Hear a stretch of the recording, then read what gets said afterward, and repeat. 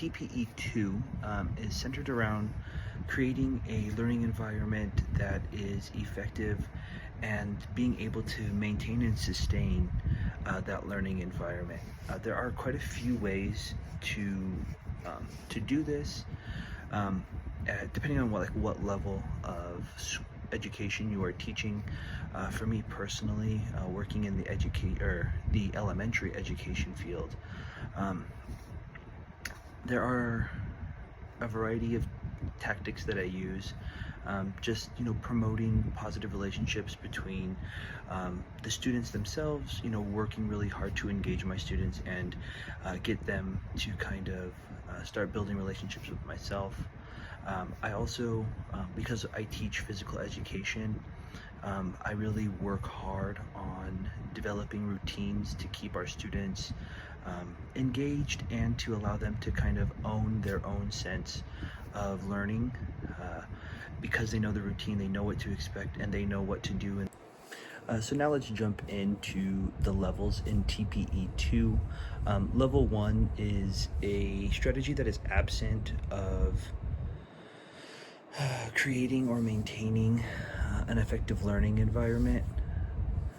I've watched a couple of videos, and this is just them being able to give basic instruction. Students are just following along. There's really no time for question asking or anything like that. As we move into level 2, this is where we've laid down some of that basic groundwork. This is the beginning stages, include direct instruction, observing the class from the front of the room, and monitoring the class, and just having them monitor student behavior. Moving on to level 3, this is improved use of those strategies, but it also includes asking student input while creating class behavior expectations. We move around a little bit more from the front of our desk. We're kind of integrated more into the class. Level 4 has everything that level 3 has, plus we've created a class culture of mutual respect where students feel comfortable asking questions, participating in discussions, and they're not afraid to really make those mistakes. And that is super key to building, foundation level classroom cohesion. Excuse me. And then level 5 is we're doing all of what we saw in level 3 and 4.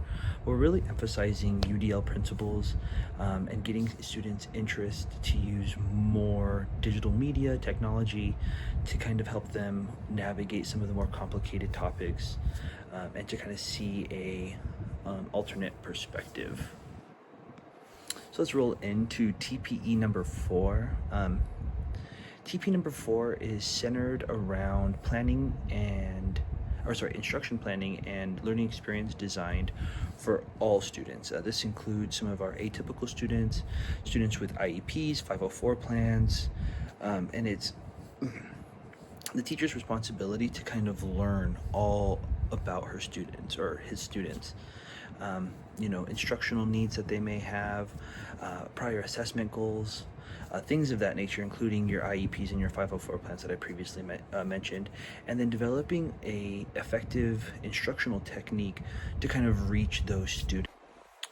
Getting into the levels of TPE number 4, 1 and 2 are pretty much identical to what we saw in TPE number 2. The absence of any strategy for level 1, and then the beginning stages of using some of these strategies. You're loosely supporting students, making vague connections during student learning. Where we really see some big changes on, move this just a tad, are in our level 3, 4, and 5. So in level 3, we are purposely connecting with our students, their prior knowledge, and then taking what we know about their 504 plans, their IEPs, and using some alternative instructional strategies to kind of support them through assessments.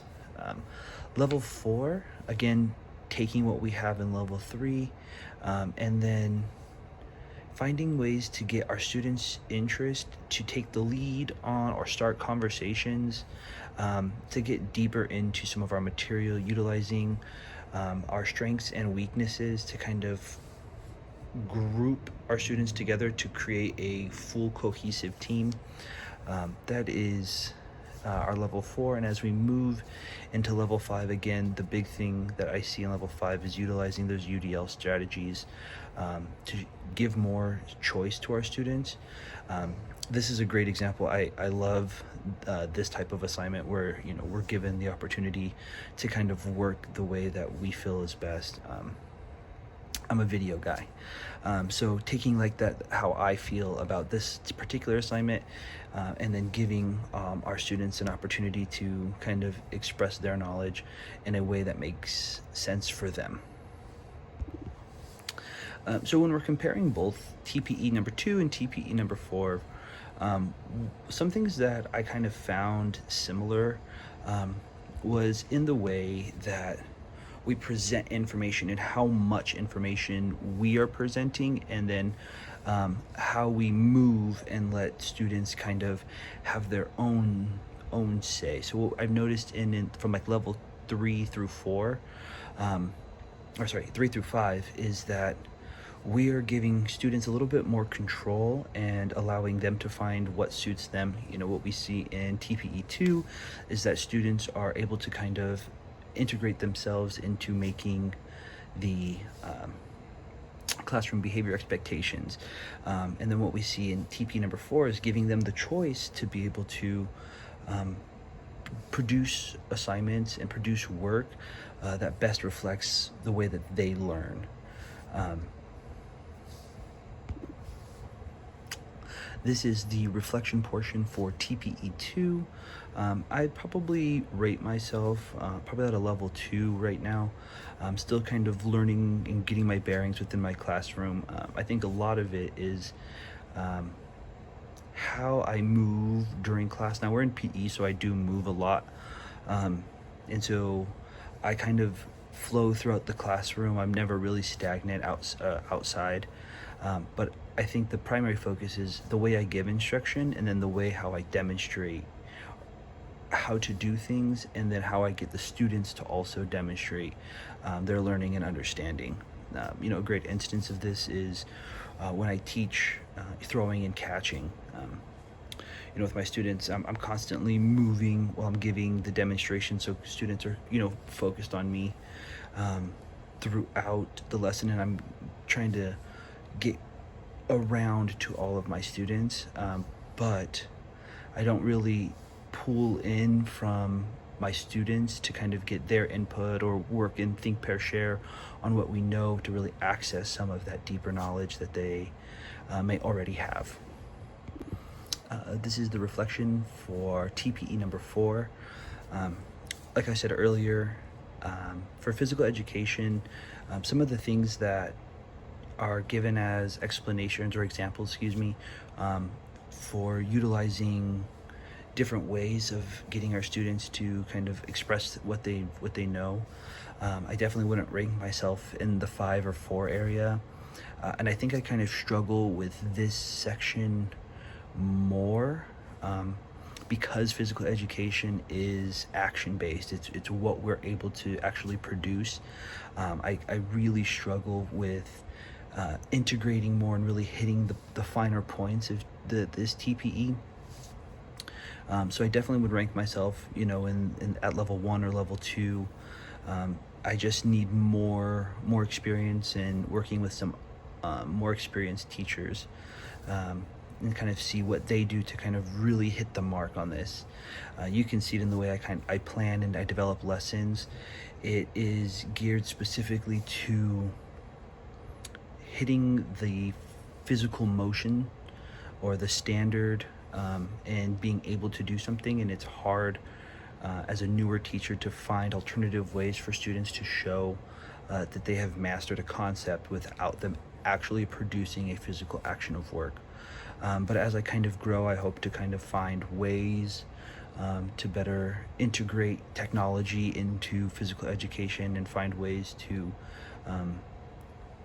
really let students have access to as much information and then show how they have acquired that knowledge. In closing, it's important to utilize effective instructional practices that support all of our students. And what I've kind of taken away and things that I want to do to promote a safe and equitable learning environment is find ways to help our students that are, atypical. Having kind of gone through this and worked with some of our adaptive PE teachers, I see that there are a lot of ways that I could change, even if a student doesn't necessarily have a 504 plan or an IEP, but ways of engaging students so they can better experience physical education and have a better classroom experience in general. One thing that I really want to integrate is focusing a lot on our EL students. I've been fortunate enough to work at a dual language immersion school, so we do get a lot of EL students. I mean, they start speaking Spanish 90% of the time from kindergarten and slowly work their way with more English as they get higher up in the grades. And so being able to integrate the Spanish aspect of the DLI program into PE to help them even more in that, but also get them to kind of have, I like to call it like word comparison. So when they see a word in English, they know what it is in Spanish, and then vice versa. So when they see it in Spanish, they know what that action is in English, but to actually be able to perform the action, they can relate both of those words to a singular action. I think there are a large range of strategies for teaching in general, but in PE, it's really finding a tool belt of strategies to be able to help the wide range of students and their educational needs moving forward.